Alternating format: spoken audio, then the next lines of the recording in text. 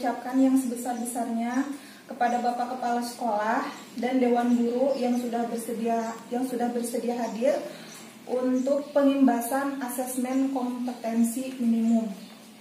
Sebelumnya, saya akan menjelaskan tentang asesmen kompetensi minimum. Asesmen kompetensi minimum atau disingkat AKM merupakan bagian dari asesmen nasional. Asesmen nasional tersebut merupakan program penilaian terhadap mutu setiap sekolah, madrasah, dan program kesetaraan pada jenjang dasar dan menengah. Adapun tujuan dari asesmen nasional adalah menunjukkan apa yang seharusnya menjadi tujuan utama sekolah, yakni pengembangan kompetensi dan karakter siswa. Kemudian, manfaat asesmen nasional. Yang pertama, potret kualitas pembelajaran di sekolah atau daerah. Yang kedua, umpan balik peningkatan kualitas pembelajaran di sekolah atau daerah. Dan yang ketiga, dasar untuk penyusunan program peningkatan kualitas pembelajaran di suatu sekolah atau daerah. Untuk asesmen kompetensi nasional merupakan program pemerintah yang baru akan dilaksanakan tahun sekarang. Sasarannya adalah siswa-siswi mulai jenjang SD, SMP, SMA, atau SMK dan sederajat.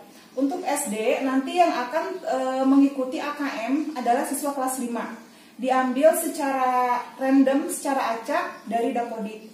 Kemudian untuk tingkat SMP, nanti yang diambil kelas 8. Untuk tingkat SMA, yang diambil kelas 11. Kenapa tidak kelas 6? Kenapa kelas 5? Karena apabila AKM dilaksanakan di kelas 5, kalau di SMP itu di kelas 8 dan di SMA di kelas 11, agar setelah dievaluasi terlihat sistem pendidikan mana yang harus diperbaiki, sehingga setelah diperbaiki siswa tersebut masih dapat menikmati hasil perbaikan dari sistem pendidikan tersebut. Kemudian banyak pertanyaan, apakah asesmen nasional itu pengganti ujian? Asesmen nasional bukan pengganti ujian, karena dilaksanakan bukan oleh seluruh siswa, namun oleh siswa kelas 5 secara random kalau di kita di tingkat SD. Ya, hasil AKM tersebut akan mencerminkan kualitas suatu sekolah. Misalnya kalau di PANGSD dilaksanakan, berarti akan terlihat kualitas kita seperti apa. Nanti yang akan dilaksanakan itu secara literasi membaca dan literasi numerasi. Ada juga nanti survei karakter dan survei lingkungan belajar.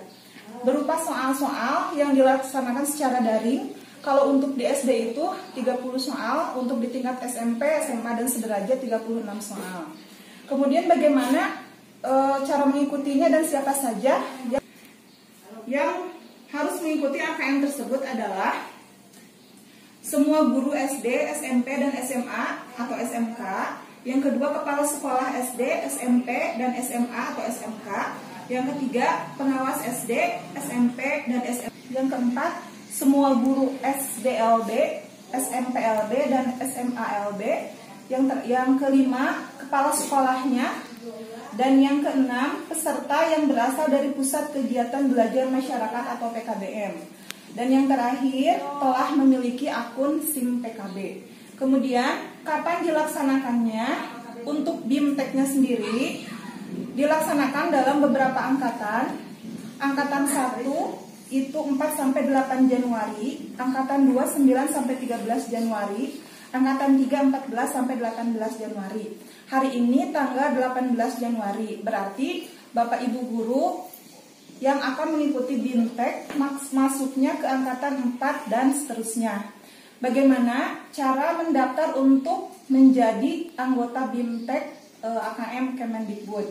Caranya, kita harus memiliki dulu SIM PKB yang diperoleh dari ketua KKG, ketua gugus KKG masing-masing. Kemudian kita masuk ke portal gurubelajar.kemdikbud.go.id. Nanti di sana kita akan diarahkan untuk masuk ke beranda melalui SIM PKB masing-masing. Nanti di sana kita bisa memilih program asesmen kompetensi minimum. Di sana nanti akan ada beberapa tahap yang harus kita laksanakan. Dan progresnya mulai dari 0% sampai dengan 100%. Sudah 100%, berarti kita sudah melaksanakan BIMTEK tersebut sampai selesai. Berarti kita berkewajiban untuk melaksanakan pengimbasan seperti yang saya lakukan sekarang. Maksudnya untuk sosialisasi kepada rekan-rekan guru yang belum masuk ke portal Guru Belajar AKM agar semuanya mengetahui dan mengikuti BIMTEK yang dilaksanakan oleh Kemendikbud tersebut. Seperti itu Bapak dan Ibu. Mungkin nanti untuk teknisnya bisa saya bantu untuk masuk ke portal guru belajarnya dan untuk kegiatan belajarnya. Apabila Bapak dan Ibu menemui kesulitan, insya Allah saya bisa membantu. Terima kasih untuk waktunya.